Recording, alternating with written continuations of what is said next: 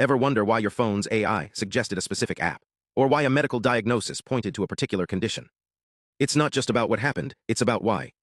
Today, we're diving into a groundbreaking study that's revolutionizing AI transparency by answering a deceptively simple question. What actually caused this outcome? Let's start with a classic example. Imagine two friends, Suzy and Billy, throwing rocks at a bottle. Suzy hits it first and it shatters. Intuitively, we'd say her throw caused the breakage. But here's the catch. Traditional AI systems might just say, throwing rocks causes bottles to break. That's general causation, a broad rule useful for scientists but not super helpful when you need to know exactly what led to this specific event.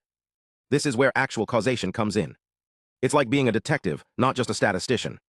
Instead of saying, smoking causes cancer, actual causation asks, did this specific cigarette cause this person's lung cancer? It's about pinpointing the exact factors that triggered an outcome, not just general trends. But here's the challenge. Finding actual causes is like solving a puzzle where the pieces keep changing. The maths, it's NP-complete, a fancy way of saying it's computationally intense. Existing methods struggle with real-world systems that are messy, hidden, or random. Think of it as trying to solve a jigsaw puzzle in the dark with missing pieces. Enter this new research. A team from Telecom Paris developed algorithms that act like smart detective tools. Let me break it down. First, they created a search algorithm that explores what-if scenarios. Imagine asking, what if Suzy missed her throw? Would the bottle still break? This is powered by an oracle, a helper that checks outcomes, whether it's a human expert, a simulation, or a model. Then they added a second algorithm that uses the system's structure to narrow down possibilities.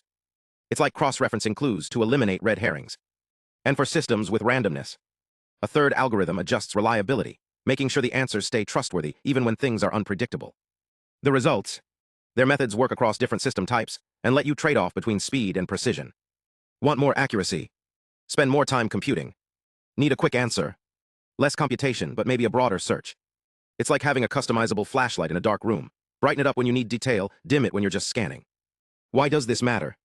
Imagine an AI explaining your medical diagnosis by pointing to specific factors, not just general risks.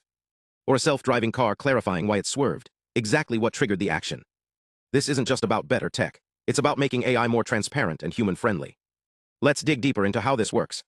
The study focused on variability, the inconsistency in algorithm performance. They found that accuracy, measured by F1 scores, which balance precision and recall, ranged from 0 to 1. But as algorithms improved, results tightened, becoming more consistent. It's like learning to throw a ball. Early on, your throws are all over the place, but with practice, you hit the target more reliably. So how do they get better? It's all about tuning parameters, like adjusting the size of a beam in a search algorithm. Imagine looking for a needle in a haystack. A tiny beam might miss the needle entirely, but a huge beam could slow you down. The sweet spot? A beam size that's big enough to find the needle, but not so big it takes forever. The researchers found that with the right settings, most problems could be solved, like having the perfect tool for the job. Now let's tackle a trickier scenario. Stochastic systems, systems with randomness like weather or stock markets. These are harder to predict because they're full of surprises. The study tested an algorithm called LUCB in these environments. They found that more data, like more weather reports or stock prices, improved accuracy, but there's a catch. More data means longer processing time. It's like trying to predict the weather with a 10-day forecast versus a 100-day one. More info is better, but it takes longer to analyze.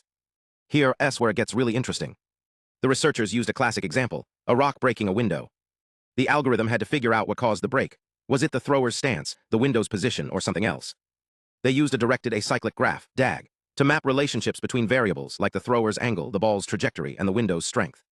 Think of the algorithm as a detective. It starts by checking the most obvious clues, maybe the thrower's stance. If that doesn't explain the break, it branches out, testing combinations of factors. It's like solving a maze by checking the most promising paths first. And here's the twist. It doesn't just find causes, it also considers counterfactuals. What if the thrower had stood differently? What if the window was stronger? By comparing these what-ifs, the algorithm narrows down the real culprits. In the end, the algorithm identified two key causes, the thrower's stance and the window's position.